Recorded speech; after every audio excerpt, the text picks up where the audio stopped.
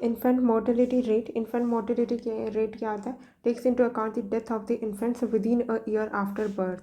तो less than 1 year, मतलब 0 से 1 ईयर के बीच में अगर डेथ होती है तो उसको अकाउंट में लेता है इन्फेंट मोर्टेलिटी रेट में हम। Number of infant deaths in a particular year per 1000 live births during that year. तो इन number of infant death in a particular year कि कितने नंबर ऑफ इन्फेंट डेथ हुए किसी पर्टिकुलर ईयर में पर 1000 live births during that year, वो हम लोग काउंट करते हैं इन्फेंट मोर्टेलिटी रेट में। तो नंबर ऑफ इन्फेंट डेथ्स पर 1000 लाइव बर्थ। देन यहाँ पर बोल रहा है कि इंसर्टेड बाई, अच्छा ये सेंट्रल एडमिनिस्ट्रेटिव ट्रिब्यूनल।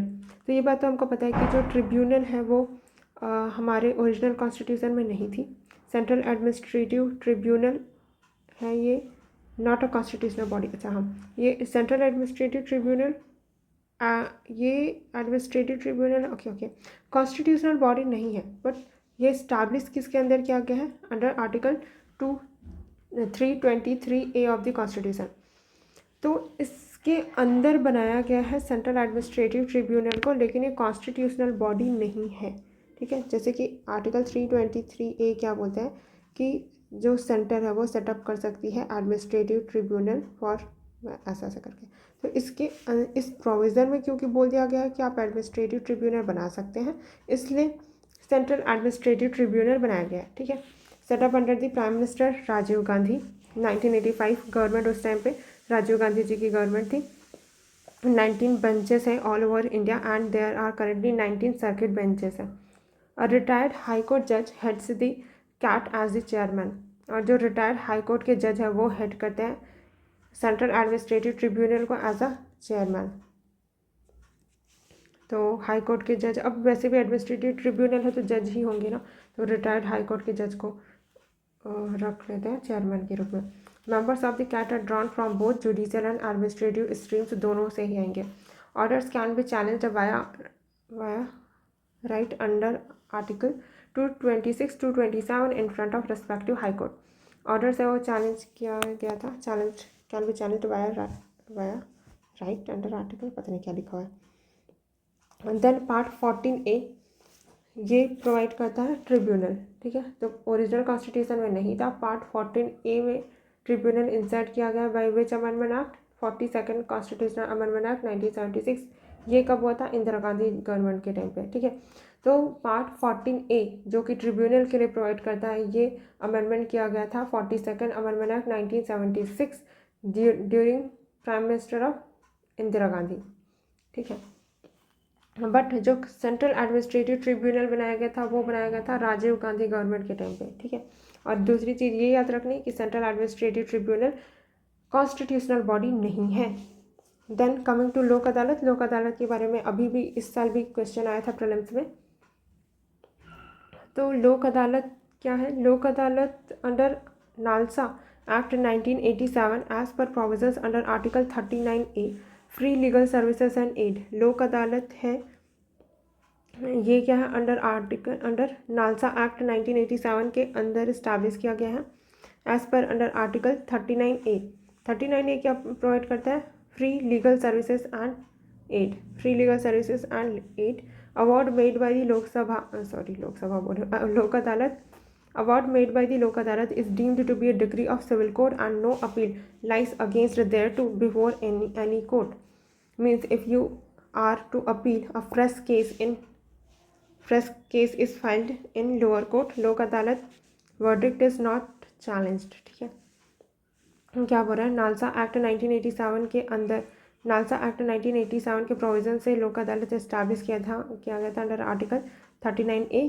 39A क्या होता है कि free legal aid and justice ये प्रोवाइड करता है। तो ये जो भी लोक अदालत के द्वारा अवार्ड दिया जाएगा वो डिक्री होगी सिविल कोर्ट की, ये माना जाएगा कि सिविल कोर्ट ने ये ऑर्डर दिया है। लोक अदालत का जो भी जजमेंट होगा उसके ऊपर कोई अपील लाइन नहीं करती against there to before any court. Means if you have to appeal, a fresh case file करना होगा लोअर कोर्ट में। ठीक है, तो भले आप फ्रेश सूट कर सकते हो, बट जो लोक अदालत ने अगर कोई जजमेंट दे दिया उसके अगेंस्ट आप हायर लेवल पे अपील नहीं कर सकते, किसी कोर्ट के सामने अपील नहीं कर सकते। लोक अदालत वर्डिक्ट इज़ नॉट चैलेंज, लोक अदालत का जो वर्डिक्ट है वो चैलेंज नहीं किया जाता है। And then matrimonial and family disputes are covered under Lok Adalat. Civil criminal cases दोनों ही, क्रिमिनल में कौन कौन से, compoundable cases, compoundable criminal cases हम किनको बोलते हैं, जिनमें compromise can be done, right. तो जहाँ पर कॉम्प्रोमाइज़ किया जा सकता है उसको हम लोग कंपाउंडेबल केसेस बोलते हैं। Non compoundable cases not settled in लोक अदालत। तो देखो लोक अदालत सिविल क्रिमिनल दोनों केसेस देख रही है, फैमिली मैट्रिमोनियल डिस्प्यूट सब देख रही है, बट क्या नहीं देखेंगे, सिर्फ और सिर्फ नॉन कंपाउंडेबल केसेस जहाँ पे कॉम्प्रोमाइज़ नहीं किया जा सकता, नॉन कंपाउंडेबल बोला ना, नॉट कंप्रोमाइजेबल, वो उन केसेस को लोक अदालत नहीं देखती है, राइट। फिर लोक अदालत case pending in the courts pre litigation stage, तो जो भी केसेस पेंडिंग है कोर्ट के सामने में वो भी लोक अदालत में जा सकते हैं। प्री लिटिगेशन केसेस जो अभी जिनका लिटिगेशन अभी हुआ नहीं है वो भी लोक अदालत में वो केसेस जा सकते हैं, ठीक है। डिसीजंस आर फाइनल बाइंडिंग होता है, तो लोक अदालत का डिसीजन होगा, फाइनल होगा, बाइंडिंग होगा, कोई भी अपील लोक अदालत के जजमेंट के अगेंस्ट रिलाई नहीं करती। अब अगर आप डिससेटिस्फाइड हो उस जजमेंट से तो आपको फ्रेश सूट फाइल करना होगा लोअर कोर्ट में। एमएमटीसी लिमिटेड क्या है, एमएमटीसी लिमिटेड है Metal and Mineral Trading Corporation of India. MMTC Limited India की लार्जेस्ट इंटरनेशनल ट्रेडिंग ऑर्गेनाइजेशन है which gets most foreign exchange reserve, सबसे ज़्यादा एमएमटीसी को मिलते हैं। Metal and Mineral Trading Corporation है, ये मिनरल रिलेटेड है। देन इंडिया का largest private sector sea port कौन सा है, मुंद्रा पोर्ट है, वो भी कहाँ पर है, गुजरात में है। इंडिया का largest private sector sea port, India का largest private sector sea port Mundra port जो भी है Gujarat, owned by the Adani group है, वो ओन करती है। मुंद्रा है शायद, पता नहीं, मुंद्रा है, मुंद्रा पोर्ट कच्छ गुजरात में है, पहला इंडिया का पहला प्राइवेट पोर्ट है, लार्जेस्ट कमर्शियल पोर्ट है ये, ठीक है। इंडिया का पहला private port, largest commercial port, India's first private port, largest commercial port. Then INS Sindhu Ghosh is a submarine, while INS Virat is an aircraft carrier in original exam. Okay. तो INS Sindhu Ghosh क्या है, submarine है। सिंधु घोष नाम से लग रहा है कि पानी वाला है, तो ये इसी को सबमरीन होना चाहिए। INS विराट है, वो क्या है, एयरक्राफ्ट कैरियर है, एयरक्राफ्ट कैरियर। तो INS विराट है वो एयरक्राफ्ट कैरियर है, एंड INS सिंधु घोष है वो सबमरीन है। गोल्डन थ्रेशोल्ड हम किसको बोलते हैं, golden threshold collection of poems by Sarojini Naidu. अच्छा, गोल्डन थ्रेशोल्ड ये क्या है, इसकी ऑथर है सरोजनी नायडू। सरोजनी नायडू को हम लोग और क्या बोलते हैं, नाइटिंगेल ऑफ इंडिया है ना, क्या बोलते हैं, कोकिला ऐसा कुछ नाम था ना, भारतीय कोकिला ऐसा कुछ था। Commission for Agriculture Cost and Prices, CACP, Commission for Agriculture Cost and Prices recommend करता है MSP for 22 crops and FRP for sugar cane. तो जो CACP है वो रिकमेंड करता है कि मिनिमम सपोर्ट प्राइस क्या होगा 22 क्रॉप्स के लिए, and FRP fair and remunerative price for sugar cane. CACP is attached to the ministry of agriculture and came into being in 1965। CACP attached है किस मिनिस्ट्री से, ministry of agriculture, and came into being in 1965 में existence में आई थी। Advisory body है, जाहिर सी बात है एडवाइजरी ही होगी, जितनी भी इवन कॉन्स्टिट्यूशनल बॉडीज है वो एडवाइजरी है, ये तो फिर ये तो ऐसी ही है, मिनिस्ट्री से अटैच्ड है। And recommendations are not binding on the government, advisory है तो कैसे ही बाइंडिंग हो सकता है इनका recommendation.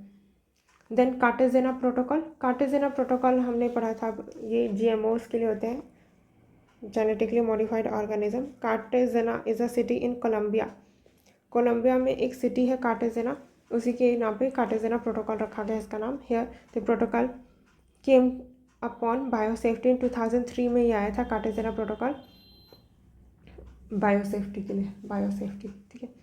Here the protocol came up on biosafety in 2003 in India ministry of environment forest climate change implements the aforementioned protocol. It is a implementary agreement to Convention on Biodiversity CBD, seeks to manage and movement of living modified organism to protect biodiversity. तो Cartagena protocol, Cartagena is a city in Colombia. Here the protocol came on biosafety in 2003 in India. Ministry of environment forest climate change implement करती है aforementioned protocol को। तो ministry of environment forest climate change Cartagena protocol को implement करेगी। It is a complementary agreement है convention on biodiversity. तो CBD में ये एक कॉम्प्लीमेंट्री अग्रीमेंट है सीख करता है मैनेज करने का जो भी मूवमेंट है लिविंग मॉडिफाइड ऑर्गेनिज्म का to protect the biodiversity. Then coming to इकोसॉक, UN इकोसॉक, यहाँ पर 54 मेंबर स्टेट्स हैं, तो 54 मेंबर स्टेट्स हैं। Elected by 2/3 majority of United Nations general assembly for 3 year term. तो 2/3 मेजॉरिटी से UNGA के 2/3 मेजॉरिटी से 3 ईयर टर्म के लिए आप इकोसॉक में इलेक्ट होते हैं, 3-3 साल के लिए रहते हो इकोसॉक में, ठीक है। देन यूरेनियम का डिपॉजिट कहाँ कहाँ पे है इसको पढ़ लेते हैं। यूरेनियम का डिपॉजिट है सिंहभूम हजारीबाग झारखंड, गया बिहार में, सहारनपुर UP उत्तर प्रदेश, ठीक है।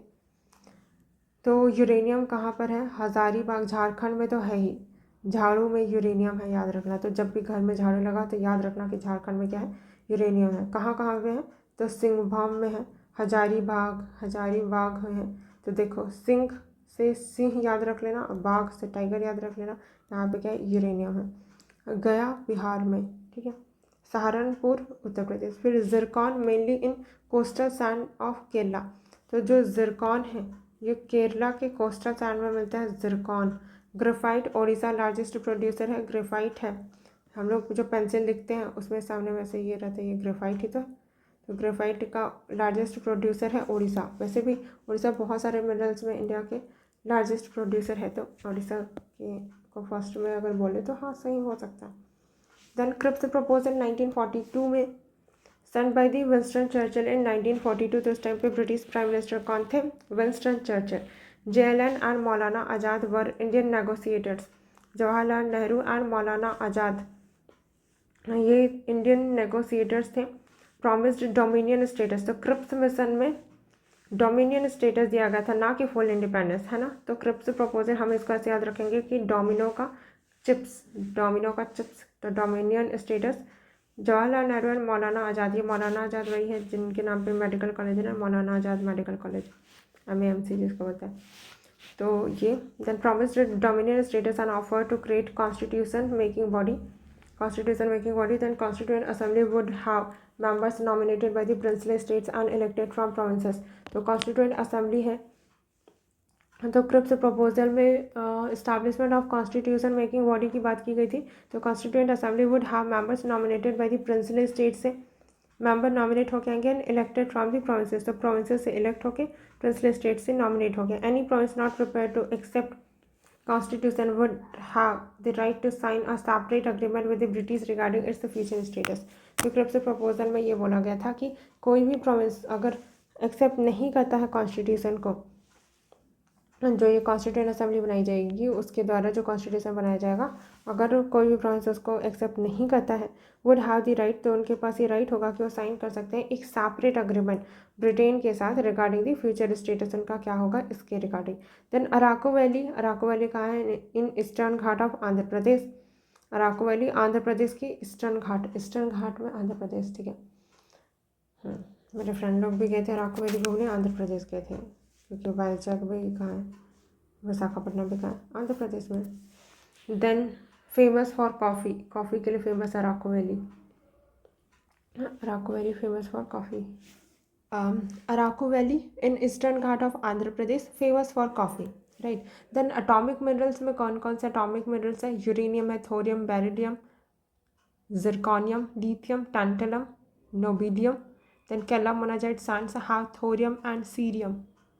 यूरेनियम, थोरियम, बेरिलियम, जिरकोनियम ये सब एटॉमिक मिनरल है। तो ये पता होना चाहिए जहाँ पर भी अगर मतलब कि ऑप्शंस में आए जहाँ पर हम एलिमिनेट कर सकते हैं, चूज़ कर सकते हैं, तो हमको पता होना चाहिए कि एटॉमिक मिनरल कौन कौन से, तो कहाँ पर उनका यूज़ हो भी सकता है या नहीं। यूरेनियम एंड थोरियम के बारे में हम जनरली पढ़ते हैं। थोरियम तो हम लोग केरला का मोनाजाइट सैंड में ही पढ़ते हैं। यूरेनियम तो हम लोग पढ़ते ही हैं न्यूक्लियर फ्यूज़न ये सब में। फिर बेरिलियम ये भी है एटॉमिक मिनरल है, बेरिलियम। जिरकोनियम, जिरकॉन अलग था, है ना, केरला में जो हमको जिरकॉन मिला था दैट इज़ डिफरेंट, एंड यहाँ पर जिरकोनियम है। देन लिथियम है, लिथियम के माइंस ये सब हम लोग एक्सप्लोर भी करे थे, जम्मू कश्मीर में मिला भी था, है ना। देन टैंटलम नोबिलियम, केरला का monazite sand have thorium and cerium, thorium and cerium, Kerala का मोनाजाइट सैंड में थोरियम एंड सीरियम है। Then Government of India Act 1935, Government of India Act 1935, discussion of third round table led to passing of Government of India Act 1935। तो Government of India Act 1935 discussion of the third round table के ऊपर discussion हो रहा था, led to the passing of Government of India Act 1935. It provided for establishing All India Federation based on Union of British Provinces and Princely States. Government of India Act 1935 discussion ये बनाया गया था, government of India Act 1935 ये outcome था बोल सकते हैं, या फिर जो भी चीज़ें डिस्कस की गई थी तीनों राउंड टेबल कॉन्फ्रेंस में, basically after third round table conference, तो वो सब इनमें था। Passing of the government of that led to the passing of Government of India Act 1935। It provided for the establishing All India Federation based on the Union of British Provinces and Princely States। तो ये provide करता है establish करने का। हाँ, तो हमने पढ़ा भी था गवर्नमेंट ऑफ इंडिया एक्ट 1935 में कि इसमें प्रोविज़न था ऑल इंडिया फेडरेशन बनाने का after uniting British provinces and princely states, है ना। Then Mahamastakabhisheka, Mahamastakabhisheka related to Jainism and ये बाहुबली से रिलेटेड है। बाहुबली जो कि सन ऑफ फर्स्ट तीर्थंकर ऋषभनाथ जो फर्स्ट तीर्थंकर हैं जैनिज़्म के, उनके सन है बाहुबली, उनसे रिलेटेड है महामस्तकाभिषेक। अनदर टर्म 2009 में हमको क्वेश्चन में था जैनिज़्म और एकांतवाद, दोनों ही जैनिज़्म रिलेटेड वर्ड है। तो फर्स्ट तीर्थंकर ऋषभनाथ, उनके बेटे बाहुबली, ठीक। Then uranium, largest reserve uranium का किसके पास है? ऑस्ट्रेलिया के पास है। तो देखो ये इधर ऑस्ट्रेलिया है, इसमें बहुत सारे देखो ऑस्ट्रेलिया में हम लोग 5 डेजर्ट पढ़ा था बेसिकली हमने, है ना। ऑस्ट्रेलिया को और जाकर रिवाइज करना पड़ेगा, भूल भी गई हूँ मैं। Great Victorian Desert, Simpson Desert, Gibson Desert और भी कुछ था, याद नहीं आ रहा है। तो ऑस्ट्रेलिया है, वहाँ पे लार्जेस्ट रिजर्व है। फिर उसके बाद कज़ाकिस्तान हमको पता है सेंट्रल एशियन कंट्री है ना, जहाँ पर हम लोग पढ़ते हैं कज़ाकिस्तान, किर्गिस्तान, ये साइक्लिक वाला के बाद फिर ताजिकिस्तान, तुर्कमेनिस्तान, उज़्बेकिस्तान, ये कज़ाकिस्तान जो रसिया है उधर से बॉर्डर शेयर करता है। तो सबसे ज़्यादा यूरेनियम ऑस्ट्रेलिया के पास रिजर्व है, 30% लगभग। एंड देन कज़ाकिस्तान, फिर कनाडा के पास भी है, देखो ठंडा वाला जगह है, उसके बाद भी उसके पास यूरेनियम है। फिर लार्जेस्ट प्रोड्यूसर है कौन? लेकिन कज़ाकिस्तान है, देखो कज़ाकिस्तान है वो लार्जेस्ट प्रोड्यूसर है, फिर कनाडा है एंड देन ऑस्ट्रेलिया है। तो लार्जेस्ट रिजर्व होने में, लार्जेस्ट प्रोड्यूसर होने में डिफरेंस है, ठीक है। ज़रूरी नहीं है जिसके पास रिजर्व है वो उसको एक्सप्लोर करके प्रोड्यूस भी कर पा रहा है। जैसे इंडिया में इतने सारे मिनरल्स, हमारे पास बहुत सारे रिजर्व्स हैं, लेकिन इसके बाद भी हम उतना एक्सप्लोर कर नहीं पाते बिकॉज ऑफ द लैंड वगैरह का एक्विजिशन, ये सब हो जाता है, बहुत सारे इशूज़ भी हो जाते हैं, इन्वायरमेंटल प्रोटेस्ट होने लग जाते हैं, तो हम उतना प्रोड्यूस कर नहीं पाते जितना इंटेंसिवली चाइना कर पाता है ना। देन यहाँ पर कुछ इंस्टीट्यूशंस के नाम दिए गए हैं जिनको प्राइम मिनिस्टर खुद चेयर करता है। तो प्राइम मिनिस्टर किसको चेयर करता है? नीति आयोग को चेयर करता है, inter state council, cabinet secretariat, केंद्रीय हिंदी समिति, the national Board for Wild life, nuclear command authority, national Integration council, department of Atomic energy, Prime Minister Council on Climate Change, National Water Resource Council, Cabinet Committee on Political Affairs, Cabinet Committee on Economic Affairs, Appointment Committee to the Cabinet, National Disaster Management Authority, National Commission for Political Control, National Ganga River Basin Authority, Council of Scientific and Industrial Research, CSIR, Council for Scientific and Industrial Research, इन सबको prime minister खुद chair करते हैं। तो ये लगभग 17 bodies है। नीति आयोग का तो हमको याद ही रहता है, नीति आयोग नीति बनानी है, तो अब हमने ये भी याद रखा था कि नीति को इम्प्लीमेंट करेंगे एग्जीक्यूटिव एक्शन से, एग्जीक्यूटिव एक्शन करेगा तब नीति इम्प्लीमेंट होगी, ऐसे करके पढ़ा था ना। तो नीति आयोग है वो एग्जीक्यूटिव एक्शन से बनाई गई है। फिर inter state council under article 263, इसको भी प्राइम मिनिस्टर खुद चेयर करते हैं। अब देखो 2 अलग अलग स्टेट है ना, अब उनके बीच का कुछ डिस्कशन चल रहा है, तो दोनों को हेड करने के लिए एक स्टेट के तो नहीं आ सकते, इसलिए प्राइम मिनिस्टर एक न्यूट्रल तरीके से आएगा तो वो चेयर करेंगे। कैबिनेट सेक्रेटेरिएट, अब हमने क्या पढ़ा है कॉन्स्टिट्यूशन में कि council of minister headed by prime minister, और कैबिनेट है उन्हीं का ही है, तो कैबिनेट सेक्रेटेरिएट को प्राइम मिनिस्टर नहीं तो और कौन हेड करे, कौन चेयर करेगा भाई, तो वही करेंगे। देन केंद्रीय हिंदी समिति, अब ये चीज़ याद रखने की चीज़ है कि हिंदी समिति है केंद्रीय, तो उसको प्राइम मिनिस्टर चेयर कर रहे हैं, तो हम ऐसे याद रखेंगे कि मोदी जी का हिंदी कितना अच्छा है, तो केंद्रीय हिंदी समिति को वही हेड करते हैं, इसलिए उनका हिंदी अच्छा हो गया, ऐसा याद रखना। फिर National Board for Wild Life, Modi ji ने क्या किया था, जो इंट्रोडक्शन करवाया था चीता का, तो वाइल्ड लाइफ के प्रति उनका क्या है, इंटरेस्ट है, तो ऐसे याद रख लेंगे national Board for Wild life, तो वही प्राइम मिनिस्टर खुद चेयर कर रहे हैं। WPN 1972। न्यूक्लियर कमांड थ्योरी, अब न्यूक्लियर ये तो नेशनल सिक्योरिटी की बात है, तो ऑब्वियसली प्राइम मिनिस्टर ही चेयर करेंगे न्यूक्लियर कमांड थ्योरी को, है ना। Then National Integration Council, National Integration Council, nation को पूरा इंटीग्रेट करके कौन रखता है, प्राइम मिनिस्टर, वही तो एग्जीक्यूटिव हेड है ना स्टेट के। तो नेशनल इंटीग्रेशन काउंसिल, जो कि ये भी स्टैट्यूटरी बॉडी है, स्टैट्यूटरी बॉडी मतलब कि NIC एक्ट से बनी है, नेशनल इंटीग्रेशन काउंसिल एक्ट से बनाई गई है National Integration Council. Then Department of Atomic Energy, Department of Atomic Energy, prime minister council on climate change, तो डिपार्टमेंट ऑफ एटॉमिक एनर्जी तो हमने एक देखा, न्यूक्लियर कमांड अथॉरिटी ये बनाई गई है, ये इसको चेयर करते हैं prime minister. And then Department of Atomic Energy का डिपार्टमेंट है, उसको भी कौन हेड करता है, प्राइम मिनिस्टर हेड करते हैं।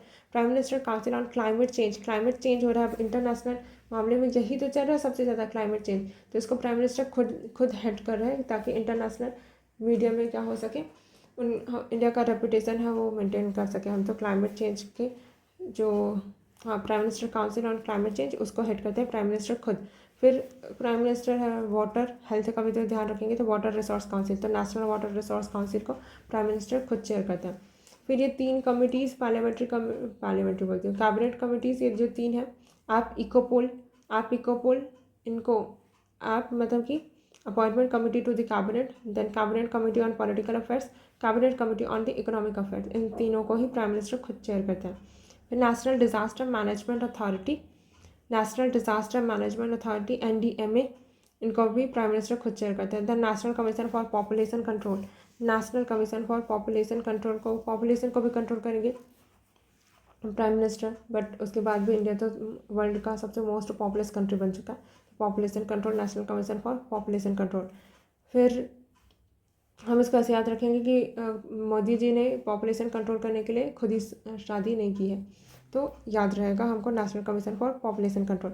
फिर National Ganga River Basin Authority तो गांधी जी बोलती हूँ, मोदी जी को हम लोग बहुत सारे इमेजेस में उनके गंगा स्नान करते हुए है ना, तो national Ganga River Basin authority NGRBA। अब ये जो national Ganga River Basin authority है वो किस एक्ट से बनाई गई है, environment protection act 1986, environment protection act 1986 के थ्रू बनाई गई है national Ganga River Basin authority, national Ganga River Basin authority. Council of scientific and industrial research, council of scientific and industrial research CSIR, इसको भी प्राइम मिनिस्टर खुद चेयर करता है, ठीक है। अब name of mineral and largest producer कौन कौन है, ये 1 लाइनर में याद रख लेते हैं। उसके बाद यहाँ पे और भी बहुत सारा मिनरल के बारे में ही मैंने नोट्स बना दिया। चलो पहले पढ़ते हैं। कोल में सबसे ज़्यादा प्रोड्यूस कौन कर रहा है, देखो रिजर्व की बात नहीं कर रहे अभी हम, सबसे ज़्यादा प्रोड्यूस कौन कर रहा है ये देख रहे हैं। तो कोयला सबसे ज़्यादा प्रोड्यूस कौन कर रहा है, चाइना कर रहा है। Natural gas United states, petroleum भी यूनाइटेड स्टेट्स, तो नेचुरल गैस इतना सारा यूनाइटेड स्टेट्स के पास है, पेट्रोलियम भी उसी के पास है। यूरेनियम है सबसे ज़्यादा प्रोड्यूस कौन कर रहा है, कजाकिस्तान, बट सबसे ज़्यादा रिजर्व किसके पास है, ऑस्ट्रेलिया। फ्लोराइट है वो चाइना। डायमंड है सबसे ज़्यादा प्रोड्यूस कौन कर रहा है, रसिया, तो रसिया बहुत सारा डायमंड प्रोड्यूस करे, तो वहीं से रसिया से हम लोग इंडिया में डायमंड लेके आ जाएंगे, क्योंकि रसिया तो अपना फ्रेंडली कंट्री है। देन एल्यूमिनियम, एल्यूमिनियम में चाइना सबसे ज़्यादा प्रोड्यूस कर रहा है। बॉक्साइट में ऑस्ट्रेलिया, तो ऑस्ट्रेलिया को, चलो अभी तक तो उसके पास यूरेनियम का सबसे ज़्यादा रिजल्ट था, लेकिन उसने प्रोडक्शन उसका ज़्यादा नहीं किया, बट ऑस्ट्रेलिया के पास बॉक्साइट है, वो सबसे ज़्यादा प्रोडक्शन कर रहा है बॉक्साइट में, ठीक है। बॉक्साइट ये बॉक्साइट है वो, और है एल्यूमिनियम का एक हिस्सा ना। बिस्मिथ है वो चाइना सबसे ज़्यादा प्रोड्यूस कर रहा है। कॉपर हमने पढ़ा था चिली है, इसके पास सबसे ज़्यादा रिजर्व भी है, सबसे ज़्यादा प्रोड्यूस भी कर रहा है। गोल्ड है उसको चाइना सबसे ज़्यादा प्रोड्यूस करता है गोल्ड को, गोल्ड वगैरह ये सेमीकंडक्टर चिप इन सब में यूज़ होता है ना, तो चाइना सबसे ज़्यादा प्रोड्यूस कर रहा है। देन आयरन और चाइना ही सबसे ज़्यादा प्रोड्यूस कर रहा है। देन लिथियम है वो ऑस्ट्रेलिया के पास, ऑस्ट्रेलिया सबसे ज़्यादा प्रोड्यूस कर रहा है। फिर मैग्नीज है साउथ अफ्रीका मैग्नीज। फिर निकल के लिए इंडोनेशिया है शायद, फिलीपाइन पहले था होगा। प्लैटिनम सिल्वर में मैक्सी सिल्वर से याद रखना। सबसे ज़्यादा प्रोड्यूस कौन कर रहा है? मैक्सिको। टिन है चाइना सबसे ज़्यादा प्रोड्यूस कर रहा है। Titanium Australia. ठीक है, अब देखते हैं लाइमस्टोन है वो सबसे ज़्यादा प्रोडक्शन कौन कर रहा है? चाइना, देन यूएसए, फिर इंडिया। सिल्वर में हमने देखा मैक्सिको सबसे ज़्यादा प्रोड्यूस कर रहा है, फिर चाइना। बट रिजर्व सबसे ज़्यादा सिल्वर का पेरू के पास है, देन ऑस्ट्रेलिया। फिर माइका का प्रोडक्शन सबसे ज़्यादा चाइना कर रहा है, माडागास्कर उसके बाद है। यूरेनियम का रिजर्व सबसे ज़्यादा ऑस्ट्रेलिया, देन कजाकिस्तान, फिर कनाडा। बट प्रोडक्शन सबसे ज़्यादा कजाकिस्तान, फिर नामीबिया, फिर कनाडा। कोल्ड रिजर्व हमने देखा कि कोल्ड का रिजर्व सबसे ज़्यादा किसके पास है? यूएसए के पास है, फिर Russia, then Australia. But production coal सबसे ज़्यादा कौन करे? चाइना। यूएसए इसलिए भी नहीं करे क्योंकि अब उसको ग्रीन एनर्जी की तरफ शिफ्ट करना होगा ना, तो एमिशन कम करने हैं, तो अब कोल्ड रिजर्व होने के बावजूद वो कोल्ड का प्रोडक्शन ज़्यादा नहीं करेगा। बट चाइना कोल्ड का प्रोडक्शन कर रहा है ज़्यादा। सेकेंड नंबर पर इंडिया है, देन यूएसए। तो कोल का रिजर्व भले ही यूएसए के पास सबसे ज़्यादा है, फिर रसिया के पास है, फिर ऑस्ट्रेलिया के पास है, लेकिन वो प्रोडक्शन कम कर रहा है।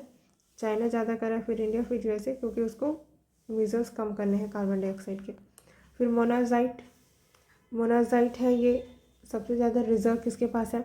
चाइना के पास है, फिर वियतनाम के पास है। प्रोडक्शन सबसे ज़्यादा चाइना ही कर रहा है। फिर मैग्नीज साउथ अफ्रीका के पास है, मैग्नीज प्रोड्यूसर भी है, रिजर्व भी है। बॉक्साइट रिजर्व सबसे ज़्यादा गिनी के पास है, फिर वियतनाम, देन ऑस्ट्रेलिया। प्रोडक्शन में ऑस्ट्रेलिया के पास ज़्यादा, देन गिनी। फिर एल्यूमिनियम प्रोडक्शन चाइना के पास ज़्यादा, देन इंडिया। फिर कॉपर चिली, देन कॉपर तो हमने पढ़ा भी था, चिली के पास है, रिजर्व भी ज़्यादा, प्रोडक्शन भी सबसे ज़्यादा है। गोल्ड है, चाइना सबसे ज़्यादा प्रोड्यूस कर रहा है, बट रिजर्व गोल्ड का सबसे ज़्यादा ऑस्ट्रेलिया के पास है। तो ऑस्ट्रेलिया कितना सही कंट्री है, उसके पास रिजर्व यूरेनियम भी इतना सारा है एंड गोल्ड भी इतना सारा है, लेकिन भले वो प्रोड्यूस ज़्यादा नहीं कर रहा है। फिर कोबाल्ट है वो डीआरसी कॉन्गो। कोबाल्ट से CO से स्टार्ट हो रहा है, तो कॉन्गो याद रखना। DRC largest reserve and producer दोनों ही है कोबाल्ट। तो ऐसे हमने चिली को याद रखा, कॉपर का हाईएस्ट मतलब कि सबसे ज़्यादा रिजर्व भी है, सबसे ज़्यादा प्रोड्यूस भी कर रहा है। वैसे ही कोबाल्ट है जिसका डीआरसी याद रखना है, डेमोक्रेटिक रिपब्लिक ऑफ कॉन्गो। इसके पास लार्जेस्ट रिजर्व भी है कोबाल्ट का, सबसे ज़्यादा प्रोड्यूस भी कर रहा है। देन लिथियम हमने पढ़ा था, लिथियम ट्रायंगल में भले वो रिजर्व ज़्यादा है, लेकिन प्रोड्यूस सबसे ज़्यादा ऑस्ट्रेलिया करता है। ठीक है, तो रिजर्व में लिथियम ट्रायंगल में कौन कौन है? ABC, Argentina, Bolivia, Chile. Crude oil में सबसे ज़्यादा देखो हमने नेचुरल गैस, पेट्रोलियम, इन सब में यूएसए के पास रिजर्व तो है। ये किसकी बात कर रहे थे हम? Coal reserve. तो कोयला सबसे ज़्यादा यूएसए के पास है, लेकिन वो प्रोड्यूस नहीं कर रहा है क्योंकि कोल को बर्न करने से कार्बन डाइऑक्साइड निकलेगा, इसलिए चाइना ज़्यादा प्रोड्यूस कर रहा है। फिर बात आती है किसकी? क्रूड ऑयल की। अब ये तो ऑयल है, इससे भी वैसे तो बहुत ज़्यादा एमिशन तो होंगे ही। तो क्रूड ऑयल है इसका, क्रूड ऑयल है। अब ऑयल तो ज़्यादा यूज़ हो गई, ऑयल तो यूज़ कर ही सकते हैं ना, तो प्रोडक्शन है वो यूएसए सबसे ज़्यादा कर रहा है क्रूड ऑयल का। फिर सऊदी अरबिया, मिडिल ईस्ट वाली कंट्रीज़ होंगी ना। देन क्रूड ऑयल का रिजर्व सबसे ज़्यादा वेनेजुएला के पास है, फिर सऊदी अरबिया, फिर कनाडा।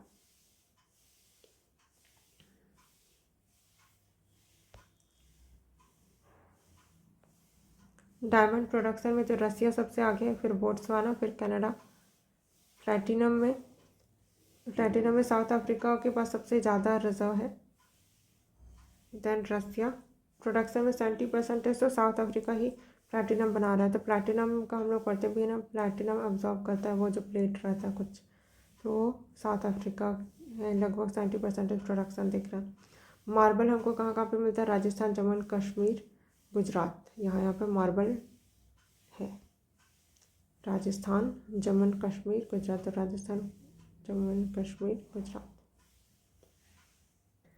सो यहाँ पर चाइना है, उसके पास क्या क्या का रिजर्व है? Tungsten, monazite, antimony, molybdenum, ilmenite, rutile. And largest producer China क्या क्या का है? कोल का लार्जेस्ट प्रोड्यूसर है, मोनाजाइट का है, एल्यूमिनियम का है, गोल्ड है, सिल्वर, सिल्वर में सेकेंड लार्जेस्ट है। सिल्वर मैक्सिको सबसे लार्जेस्ट है, हमने देखा था ना, मैक्सिको लार्जेस्ट प्रोड्यूसर है ना आई गेस। गोल्ड नहीं, सिल्वर कहाँ है silver?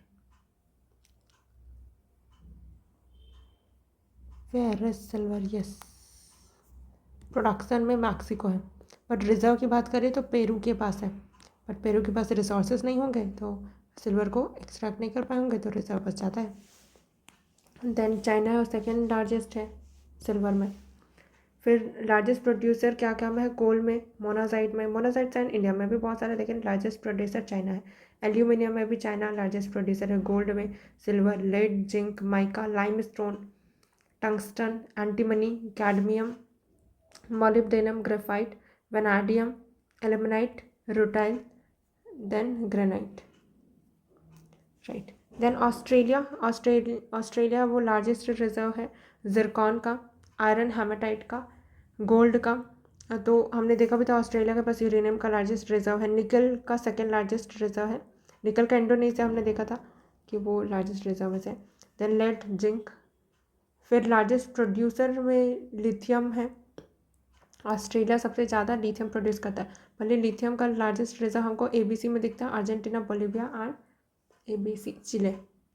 Then iron haematite, Fe2O3, then lead and zinc, second largest after China, bauxite. Okay, then Russia, reserves में रसिया की कौन कौन से रिजर्व्स है? Platinum, coal, natural gas. Production में रसिया का, तो रसिया का ये याद रखना, प्लैटिनम में सेकेंड लार्जेस्ट रिजर्व है, कोल में भी सेकेंड है, नेचुरल गैस। देन प्रोडक्शन में platinum second largest, then natural gas second after USA, then Russia. फिर यूएस के पास रिजर्व है कोल का, प्रोडक्शन है coal third after China, India, then limestone second after China, फिर crude oil and natural gas. Constitutional development pre independence timeline, तो ये chronology में याद रखता है। अगस्त ऑफर 1940 में था। देन क्रिप्स मिशन हमने याद किया था कि आज़ादी के 5 साल पहले चिप्स खा रहे डोमिनो का, ठीक है, तो डोमिनियन स्टेटस क्रिप्स मिशन में प्रपोज किया गया था। देन शिमला कॉन्फ्रेंस या फिर Wavell plan 1945, Shimla plan, chips खा के फिर शिमला जाएंगे, चिप्स खाओ उसके बाद शिमला जाएंगे, क्योंकि शिमला में ठंड रहती है तो चिप्स से वो क्या हो जाएगा, वेट हो जाएगा, आई मीन मतलब कि अच्छे से नहीं रहेगा ना, कुरकुरा उतना नहीं रहेगा। तो Shimla conference, Wavell plan 1945, cabinet mission 1946, फिर 3 जून प्लान 1947, कैबिनेट मिशन 1946, 3 जून 1947, ये तो माउंट बैटन प्लान ही है। कैबिनेट मिशन पहले आया था 1946, शिमला कॉन्फ्रेंस उससे पहले आया था, है ना।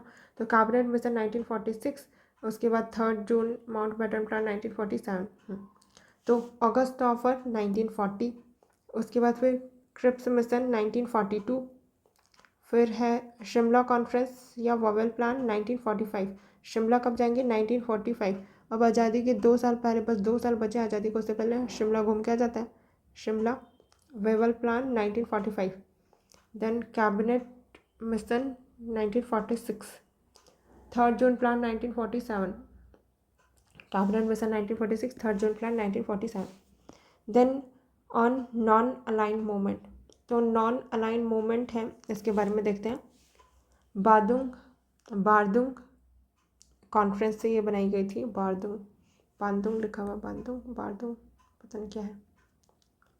ज्ञानी Zail Singh was NAM secretary general for some time, 2019 Azerbaijan chairmanship, तो 2019 में जब अजरबैजान चेयरमैन था नाम कॉन्फ्रेंस का, तो ज्ञानी जैल सिंह थे, वो थोड़े टाइम के लिए क्या थे, सेक्रेटरी जनरल थे नाम के।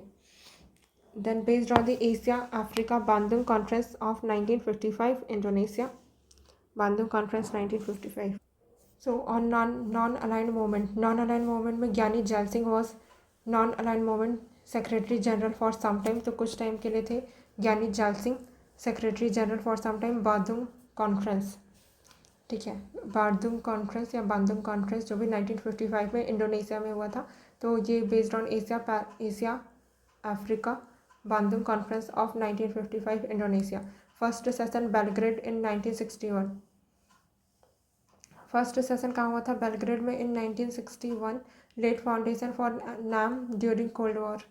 बांदुम कॉन्फ्रेंस कहाँ पे, बांदुम कॉन्फ्रेंस ने लीड किया था फाउंडेशन नाम का ड्यूरिंग कोल्ड वॉर के टाइम पे ये बनी थी। तो नाम याद रख लेना, नाम पे बैन है, नाम बैन, बांदुम कॉन्फ्रेंस 1955 में। देन कौन कौन सी कंट्रीज है फाउंडिंग मेंबर ऑफ नाम? यूगोस्लोवाकिया, इजिप्ट, इंडिया, घाना, इंडोनेशिया। ये जीआई करके याद रख लेना। नाम ये जीआई। यूगोस्लाविया, इजिप्ट, इंडिया, घाना, इंडोनेशिया, ठीक है। यूगोस्लोवाकिया, यूगोस्लाविया, इजिप्ट, इंडिया, घाना, इंडोनेशिया। यूगोस्लाविया, इजिप्ट, इंडिया, घाना, इंडोनेशिया। लीडर कौन कौन है? जोसेफ ब्रॉज टीटो, तो जोसेफ ब्रॉज टीटो। फिर है इजिप्ट के कौन है?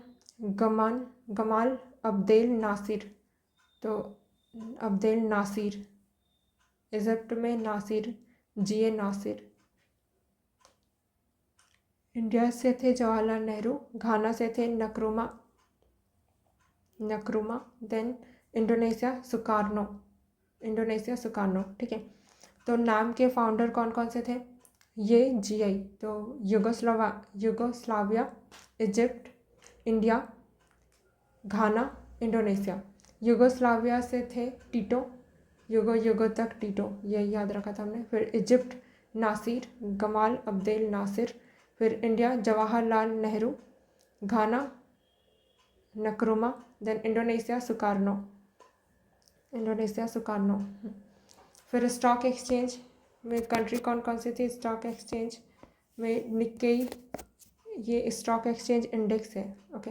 जापान का निक्केई है, चाइना का एसएच कॉम्प है, वही संघाई का था, है ना। देन एफटीएसई है, वो यूके का है, एंड नास्दाक है, वो यूएसए का है।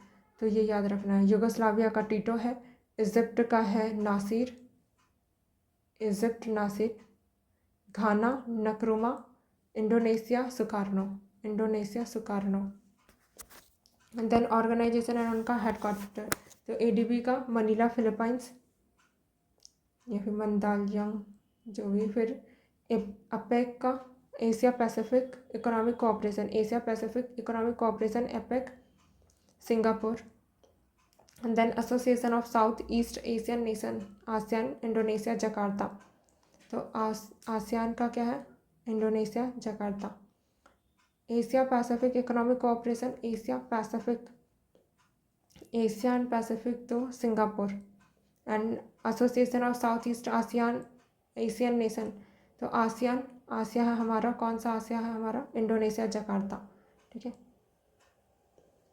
Indonesia Jakarta. New development bank Shanghai का स्पेलिंग मैंने गलत लिख दिया, SHENGHAI होना था। तो new development bank NDB Shanghai China, new development bank NDB Shanghai China, new development bank Shanghai China, okay. फिर आगे देखते हैं रिवर कौन कौन सी है, ये सारी रिवर वाली कंट्री। उसके बाद कितना सारा यार, तो राइन रिवर है, वो flows into the North Sea. Rhine river flows into North Sea. City किसके बैंक में है? Basel, Rotterdam. स्प्री रिवर है, बर्लिन सिटी के किनारे, मतलब कि स्प्री रिवर के बैंक में बर्लिन सिटी है, ठीक है। स्प्री बर्लिन स्प्री। थैम्स है लंदन, तो एक था डॉन था, तो London Thames. Then Hudson River है, ये न्यूयॉर्क, तो न्यू सन, डॉन था, and Danube Vienna, Danube. into Black Sea, right? Basel, Rotterdam, Rhine River. Berlin, Spree, London है Thames. New York, Hudson. Vienna, Danube. City on its bank, Rhine का Rhine, Rotterdam. Rhine, Rotterdam या फिर basal. Spree है वो Berlin. Berlin Spree. London Thames. New York Hudson. Vienna Danube. फिर tradition और state किनका है. गटका, ये तो हमने पढ़ा था, पंजाब सिख लोगों का ये. ट्रेडिशनल मार्शल आर्ट है ये. मधुबनी ट्रेडिशनल पेंटिंग बिहार की है. Then Singhe Khabab Sindhu Darshan festival Ladakh union territory. Singhe Khabab Sindhu Darshan festival Ladakh union territory. Madhubani traditional painting Bihar. Singhe Khabab Sindhu Darshan festival Ladakh union territory. Name of community traditional occupation Agariya Gamalla Devang Kolis. Prajakta को याद रखना है. तो अगारिया है ये वो community salt pan worker of the Gujarat. Agariya कौन है? सॉल्ट पैन वर्कर गुजरात के. देन गमल्ल टोडी टेपर्स है आंध्र प्रदेश के. गमल्ल ये है टोडी टेपर्स आंध्र प्रदेश के. फिर Devang silk weavers and textile workers from Karnataka. Then Kolis fishing community of Maharashtra. फिर हिस्टोरिकल फिगर देखते हैं. Raja Ram Mohan Roy, David Hare, A Duff, Alexander Duff. Founder of Hindu College Kolkata. तो हिंदू कॉलेज. अरे डफर हिंदू है तो हरे बोल, हरे राम बोल. अरे डफर हिंदू है तो हरे बोल. तो ए डफ, अलेक्जेंडर डफ, डेविड हरे, राम मोहन राय. हिंदू कॉलेज कोलकाता के फाउंडर है. देन हेनरी लुइस विवियन देवरोजियो, ये तो यंग बंगाल मूवमेंट के हैं. तो यंग देवर करके हमने याद रखा है कि क्या होंगे. Henry Louis Derozio Young Bengal movement. फिर Ishwar Chandra Vidyasagar Bethune College. Then Keshav Chandra Sen, Brahmo Samaj of India. Ishwar Chandra Vidyasagar Bethune College. Keshav Chandra Sen, Brahmo Samaj of India.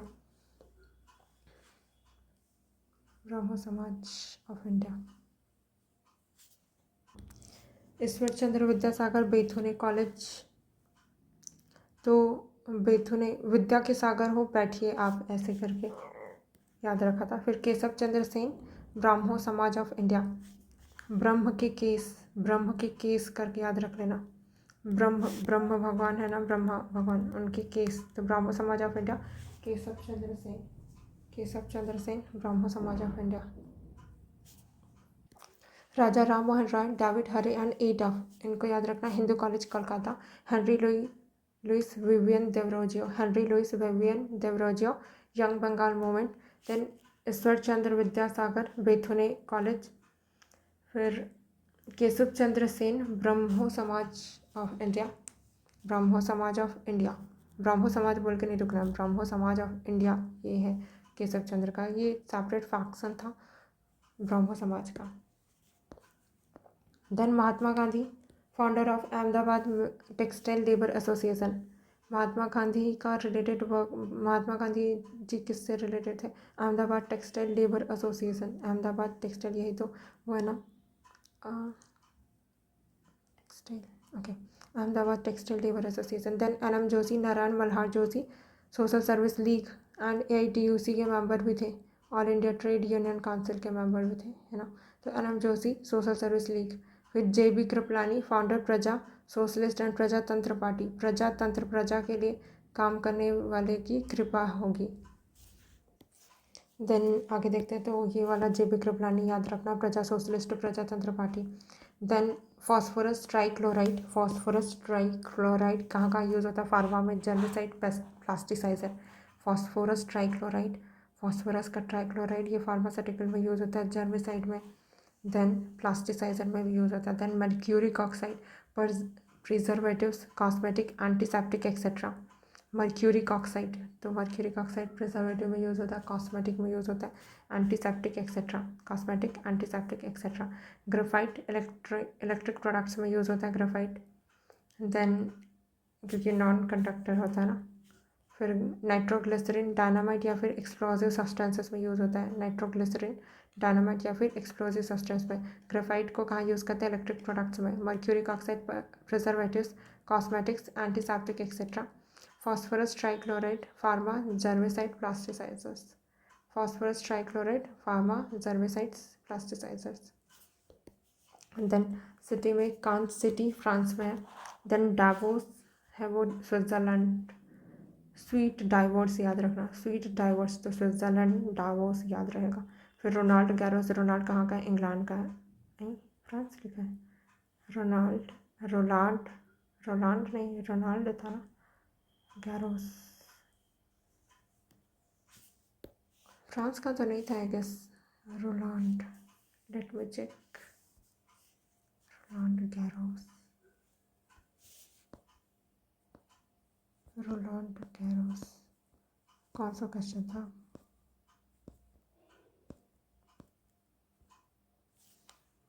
Okay, Roland, Roland Garros है वो फ्रांस का ही है। देन इंडियन रिवर में कौन कौन से सोर्स कहाँ आते हैं? तो ब्यास है वो हमको पता है हिमाचल प्रदेश में से ओरिजिनेट होती है। और रोहतांग पास, तो ब्यास, ब्यास बी रोह। फिर चेनाब ट्रिब्यूटरी चंद्र एंड भाग रिवर। चेनाब है वो ट्रिब्यूटरी से, चेनाब ट्रिब्यूटरी चंद्र भाग, तो चेनाब रिवर को चंद्रभाग रिवर भी बोलते हैं ना। तो चेनाब रिवर की ट्रिब्यूटरीज भी है Chandra and Bhaga. Then Baralacha La pass Himachal प्रदेश।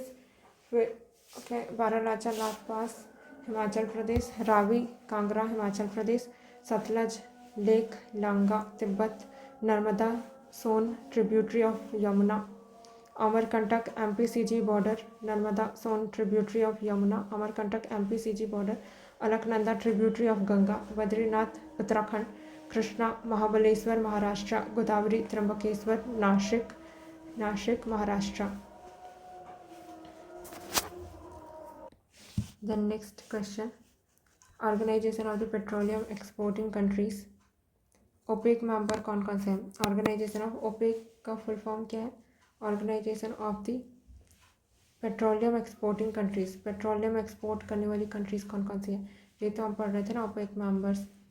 तो ये याद रखना है कि रसिया, चाइना, यूएसए ये मेंबर नहीं है। भले ही ये ऑयल प्रोड्यूसर्स है बट इसके बावजूद वो ओपेक मेंबर नहीं है।